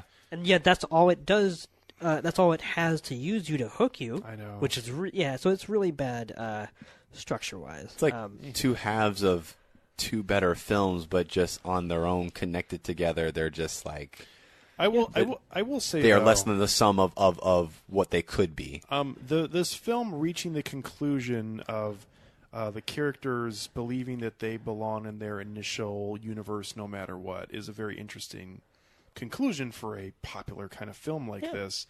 That's more something that's played around and that's more interested in getting deeper into the theory, something like I don't know, like Another Earth or some movie like that. that's- But this film does at least go towards it in a much more. it doesn't I would allow its say, character to somehow use that machine to meld those to- worlds Yeah, together. no. She ultimately ends up with the choice that you have to make, which is that you belong where you came from. Right. God, boy, that's something they could be turned into a total Make America Great Again fucking campaign against me when they have all the audio files when we're older. Oh God. Thank you for saying that, though. That at least the conditional part of it. But You can cut out anything in audio. I think that I've come across that sort of plot point before, where you have to like make a choice where there's a fork in the road where you can just like resign yourself to the past, but if you do that, then you stop yourself from growing. But this one felt like I actually like this choice a lot because it's just like, this is not your life. Like you are taking someone else's life, another used life, and right now they're probably somewhere else, and they're scared, and they're afraid, and they don't know what the fuck's going on. They're in the middle of the wall in a spaceship. Yeah. Oh my God, that is perfect. Yes, Alex, they are in the middle of a wall in the spaceship, and they are Trapped. They are punctured, Trapped. they are bleeding, and they are scared, and they need to go home. Yeah. Well, and also it's the literal manifestation of what a lot of people face after grief, which is like, especially time after grief, not just like the day after. But if you got a moment far in the future to somehow reverse something that happened, you then have to concede to the fact that you don't like your life. If you were to trade that to, to undo it, and so you have to realize that everything you hate, including death, is also what gets you to where you are, and that's just an unfortunate fact It wasn't of a bad part. One of the other parts of the, especially towards the end of the film, that I actually think when we reach towards our conclusion is by far the best part of that whole structure that we have in the last hour and 5 minutes or so. I can say really quickly, I know what your favorite scene is, and it was the scene where Danielle has to distract the Dean. I'm pretty sure that was probably the hardest you've laughed Jesus Christ. in a movie. You good. Well done. Ever. Glad you know how to read me. Actually, Like Braille. Actually, what I was going to say is I actually thought the dynamic of Tree and her roommate having to end up being like friends and then going back to her reality where she just murdered her the day before, I thought it's pretty interesting because now she'll always have to live in this weird thing where she's going to emotionally feel like she has a connection with that person that is now dead. It wasn't her. I know. No, but at I the mean, same like, that's yeah. what's fucked up. Yeah. So I mean, I thought that actually worked. Yeah, that's pretty also well. kind of what death does. I mean, Yeah. yeah. No, I'm just saying, like, they're gone, and you're like, God, that person was a fucking saint. Although back in this thing, she literally tried to murder her. So Did she? I mean, what if she's Yes! what if she's a poor baker? no, I don't think that's how that goes. I don't think if you're not a good baker, you just happen to just put poison in instead of flour. Don't know. You haven't seen the end of Ratatouille. Actually, just watched that for the first time not too long ago. That doesn't happen. Anywho. Yeah. Happy Death Day, Mr. President. What? And then it's just like Sic Semper Tyrannis. One of my favorite. Happy Death Day. One of my. Why are you saying birthday? Sorry. The joke isn't funny unless you say Death Day. I'm sorry. I'm just so used to it. One of my favorite images from this entire film, probably for sure my favorite, is the end when you have the climactic scene where you've got the dean of students who weirdly seems like it was ripped off of Jeremy Piven's character in Old School. Yeah. But you have the two side characters who no one gives a shit about. The one who's only worried about getting expelled because he's like the guy from Animal House. And then you have the friend with the Jufro, who I'm not quite sure. Toussaint brought up that we don't know what her name is. We don't know what her name is. Dre, yes. And we don't really know anything about her other than she's there because they need more science nerds. She's the girl who's in the science department, and I think that's Yeah. kind of fucked up. But anyways, the image of him spraying the fire extinguisher and her being dragged by this guy's leg, I actually thought that comically worked pretty well. But I'm really grasping for straws here because there wasn't much here for me. Anybody else have anything they want to discuss about these films? Nah. I mean, they're enjoyable on their own. I did actually just peek at Letterboxd at one of my friends' very short review of it, and it was what? A movie about a girl who dies over and over until she learns to appreciate the guy she thought was a one-night stand. Like, So I was just like, I think it's a good movie. I think it's funny. And I'm just like, yeah.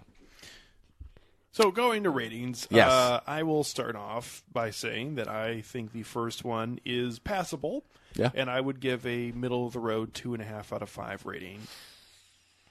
As I feel like it is somewhat enjoyable, but again, nothing special.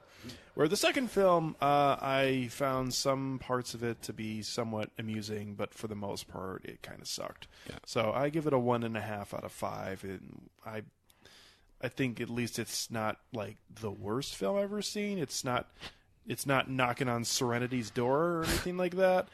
But knocking on Serenity's door. It still weirds me out that there's another movie called Serenity. Whoa. Yeah. Thanks. Yeah. That'll be my last Axl Rose impression ever. I would hope so. Can I go next? Yes, you can. For Axl Rose impression? No, I mean with impressions about Happy Death Buy Day. our Walmart exclusive CD. That was mine. Oh my god. Chinese democracy. Oh my god. I remember. Please stop. This is a random offshoot. Okay. But This episode has been a mess. Well, I just heard. they all I'm are. doing my Creed impression because we were talking about Creed earlier. Oh my god. I'm done now. Continue. So, I remember when Chinese democracy came out I remember when Chinese democracy happened. because I had polio. fucking damn it. Axl Rose had been fucking talking this shit up for a good decade. Yeah. And it came out and no one was interested. No one's interested. And I remember going to Best Buy probably, I don't know, maybe like 5 to 6 I think it was months. a Walmart exclusive. No, it was just wait a minute. It wouldn't have surprised me if it would have been, but I remember going, and this was towards the end of CDs, but I remember going to Best Buy, and it was only 4 or 6 months after the album was released, and it literally was on sale for $1 at Best Buy, and there was a large supply. When you brought it up, did you say, I'll buy that for $1? No, wouldn't buy that for $1. I still like the the RoboCop remake. No one was interested in Chinese democracy. So there you go. Yeah. Happy Death Day, the first film, I really enjoyed. I think I would give that a 3.5. I think that was a really good film. Going to Happy Death Day to You, I actually initially gave this. I'm embarrassed to say I gave Happy Death Day to You a 4 out of 5, and I was just riding high on that film. I really enjoyed it, but in the cold light of morning, of subsequent mornings afterwards, I've woken up and being like, what the fuck was I thinking? I would give that like a light 2 out of 5, honestly. Man, you've come down hard. I've come down hard, man. I've come down hard. I mean, like of all the things I like about that film, I do like parts of that film. I'm just like, there is no way on my personal scale that is anywhere near a goddamn 4. Like that, like I am a hard person where I just don't give anything a 5, where a 4 is like pretty fucking significant. 4.5 is pretty fucking close. That ain't nowhere near a 4.5, let alone a fucking 4. That's a fucking 2, okay? Like that's I would agree. That's something I could put like I can put it on and I can just like tune out. But like if I really thought about it, it just kind of like falls together. So I know we hit on the reasons why, and I know you've said a few times while we've been discussing the film about the reasons why since the initial viewing you've come down on it. But that is a steep drop without a second viewing. I know. So what's the sorry. What's the real driver for what's having that large of a change in your feeling on it? In terms Really, of... it just came down from the I just don't know. Like when I go back, kind of like the really quick the juxtaposition of the experience of silently watching something and actually opening the box and bringing it out in the real world. Right. Like it was really cool to take the sort of knowledge that I had from the first film and sort of migrate that to this new experience. Like that was cool, but like if you siloed these off from one another and you just look at them as films, like. My film-going experience was a 4, in that I was taking an experience from a film that I really liked, watching a sequel that was at most competent and actually like meaningfully in a lot of ways like had nods to the original that felt like they were like material to the actual substance of the sequel. But on its own, like really for me, it just comes down to that villain reveal, and then as soon as I pull on that thread, a lot of other things just sort of like fall out of their position, and I'm just like, and the whole thing about Dre, like that still is something that I am. It is a relative small thing within the larger scheme of this, and it is something that is indicative of a lot of films of its ilk that just have a character to exist and just be there, but they're not a real character. They're just sort of like... Well, wouldn't you say the same thing about the other dude? I mean, Samar? Sure. He knows his name. I mean, I know his name because they made a joke about his name. They literally made a joke about his name. Is that any better? I think it is for the mean, fact that they could even be. fucking said his name and that he has an identity. I'm and sure they said Dre, to be He honest. at least is holding a glass of Yoo-Hoo that goes flying when Yeah. the thing explodes. Yeah, I just feel like Yoo-Hoo. she like as All I can think about is Billy low Madison now. low as their relative existences are portrayed in this film. I still think that he is far like he's just a couple of notches higher than she is, and I just don't like I'm just. That just fucks me up that I did not know her name after I left the film, and I had to like look it up, and I cannot remember. But you didn't notice you didn't know her name. I until did notice. I did thought notice. you said because someone pointed it out to you. No, I noticed. And I'm not saying that like you. No, yeah. I'm just saying I just think that's how minuscule a lot of the side characters are in this movie. I agree with you in the sense that Yeah. it's a slippery slope to allow that, Right. but also like Like, this is a side character. You made a whole joke about their name because, like, they're foreign or whatever. And then there's this girl who just you can't find a way to monopolize off of that. So she has a name, but like it's really portrayed as inconsequential. And I'm just like, man, that. There's a lot of other things about this film other than that, but those are two sticking points for me. Like the whole reveal about the doctor and his wife, being the killers. I'm just like, what? That doesn't. I don't fucking understand this It right makes- now. What the fuck are they doing? well, I guess I won't say it makes the other movie make sense because technically it's an alternate reality, so Right. whatever. Fuck Yeah, it. exactly. Yeah. But yeah, that's Happy Death Day 1 is a 3.5 in my opinion. I enjoy that film. Happy Death Day 2U, that is definitely a 2. That's definitely a 2 in my opinion. So yeah, onward to Nick. Thank you. Really quickly, I give the first movie 3 out of 5, and I give the second movie 2.5. But I want to use my time really quick to list off the 10 things Rolling Stone says you might not know about Guns N' Roses' Chinese Democracy. I want to hear about this. Number 1. The band's label offered Axl a $1 million bonus to finish the album by March 1999. That didn't happen. No, okay. Don't worry, these get better. Okay. The majority of Axl's vocals were recorded 9 years before the album was actually released. Okay? That All right. sounds- We're still in kind of just factoid. That sounds right. Here we go. Number 3. Axl wasted studio time re-recording Appetite for Destruction with new GNR members. Here we go. We're getting to the thick of it, guys. This is actually my personal favorite. Number 4. Queen's Brian May recorded some guitar solos for the album, but they didn't make the final mix. No one knows who he is. Yeah. Yeah, it's kind of funny. They couldn't just say Brian May. They had to technically. Here's a good one. Who's not like this one? No offense. Shaquille O'Neal dropped in during a Chinese Democracy rehearsal session to record a freestyle rap and do the worm. serious? Yep, this is what it says. Are you fucking serious? Number Tucson will 6. like this one. Don't worry, Shaquille O'Neal. there are stories with them, so if you are interested in the history. Sure. Number 6, Buckethead recorded guitar parts for the album while standing in a custom-built chicken coop.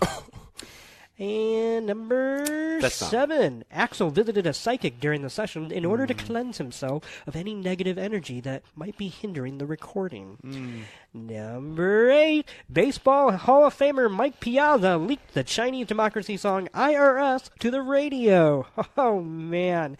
He's the predecessor to WikiLeaks. Number 9, Axel sued his manager for intentionally botching the release of Chinese democracy. Yeah, I don't think that was really all on him. And finally, number 10, maybe the saddest thing of all, a sequel to the album was supposed to have been released by now. This article was written last November in 2018. Yeah.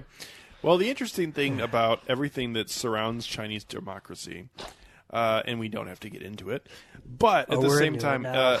talk about Buckethead, that is like the signifier of everything has gone to shit with Guns N' Roses. Yeah. And when they I knew somebody decided, who used to love Buckethead. yeah, well, that's on them. They went to multiple shows. Oh my! Yep. When they removed that and brought the missing link, which was Slash, back to the group, they immediately went on these gigantic stadium tours and were selling out places like Soldier Field. That's all you gotta do.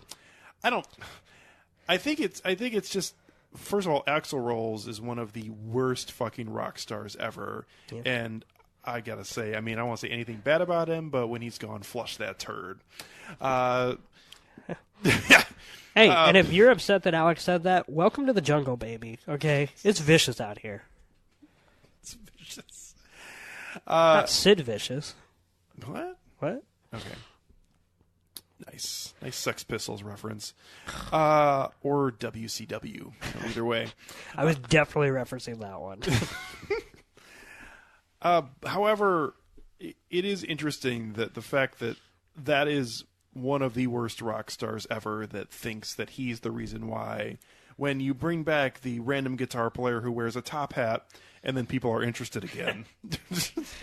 Yeah, if you can't cut it next to a Mr. Peanut lookalike motherfucker, you're probably not good at being a rock star. Yeah. We've really gone off the rails here. I don't think so. Well, thank you for your final thoughts on Happy Death Day. We're all allowed to use our final ratings time in any ways we see fit as long as we give our ratings. I'm reclaiming my time. Like a Republican senator Yeah. during a boring hearing, I just decided to make very creative use of it. It'd be great if somebody during the Michael Cohen hearing just had a billboard that just said, Axl Rose is an asshole. Oh, I was going to say that just had Rolling Stone's top 10 reasons or things you might not know about Chinese democracy. You could just send us the link. You could just nope, I had to print it out and I put it on this billboard and we're going to all read it. That would be me, and I'd be drinking a beer and watching it on C-SPAN and be like, oh, that's a fucking See, filibuster. you know, one of the best parts about this is that 10 years down the road, if somebody goes back to listen to this episode and they think, oh, we're just going to get a new episode talking about Happy Death Day, they're going to get slapped in the face with an episode where we talk about things like Brexit Yep. and Michael Cohen. Black and History Month. Black History Month, and spend we're gonna cut way that too part much out. time on Guns N' Roses and their album Chinese Democracy. You say way too much time. I say not enough. Thanks, Tony Stark. I think you mean Tony Stank. Oh, God. is he done? Stanley, Also, is that it? did he have to make a fucking cameo in the in memoriam reel at the Oscars? He did? Well, I didn't watch it. they showed a clip Because he was dead. because they did show a clip of him after. I'm being an asshole. Oh, I thought you were talking about Tony Stark. I knew you were Stan talking. Lee. I know you were talking about Stan Lee. Because Yeah, he died. I know. Yes, That's why he was in there. I know. And then I saw the clip of that they used from, I think was the Thor? No, it wasn't from Thor. It was from one of the X-Men films because it was lifting up the water from Right. I couldn't remember. I think it was from X2 or X3. No, X3, I think. Here's the thing. I mean, there's lots of things to unpack about the Oscars from this year. If you Oh, wanted boy. to go down that road, not that we necessarily need to spend too much time on it. Yeah. because this has been a 2-hour episode already about a film that wasn't worth that. But Two films. To you. I guess that's one way to look at it. Thank you, Toussaint. The In Memoriam was really weird this year, mainly because the Oscars are continuously trying to trim the fat off of something that I don't think there are a lot of people who are looking for fat to be trimmed necessarily. They decided to save themselves probably roughly 40 seconds by not showing full clips of people who are dead. But in fact, the ones who got more than just a photo, but they got a clip, it was like a literal second and a half of somebody just like turning their body on screen, and that's it. Why even do that then? Like, I don't. If it's really not worth the time for them to deliver like one of their most important lines of dialogue in the film, their film collection, why show them, like, do you want to show that they in fact did move their body on the screen at one point? Like, it was such a weird presentation this year in the Memoriam part of it, and everything down to the font they decided on for the Memoriam thing, like, it's usually like a nice, well put together like thing you would see a font in like a funeral card or something like that. And it's like in big, bright blue, bubbly letters. And it's like, who picked this? I don't know. Sorry. I don't know why I went out of my way to crap on the Memoriam. If I could respond to that, I see what you're saying. And I will add that it turns out Walmart's exclusive was actually AC/DC's Black Ice.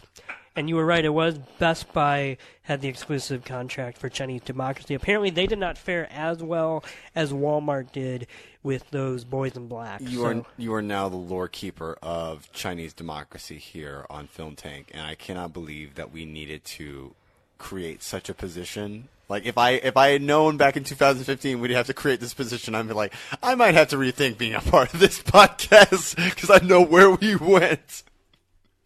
Oh, God. How about the idea of these stores wanting to have exclusive rights to physical albums at that point? 2007 was a weird time. Yeah, it was. Yeah, looking back on that, ooh boy, that doesn't seem to be a good investment. Yeah. I also want to announce my retirement from all things Guns N' Roses. And from this point on, yeah, I will have nothing left to say. Okay.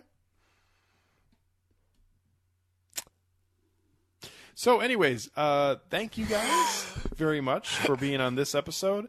I'm not quite sure for sure what movie we're going to talk about on the next episode. I don't know if we're going to do an episode between this and Captain Marvel or not. My guess would be probably not. So likely our next episode will be discussing the Brie Larson film that will tie the entire MCU kind of back together, sort of, until the next film.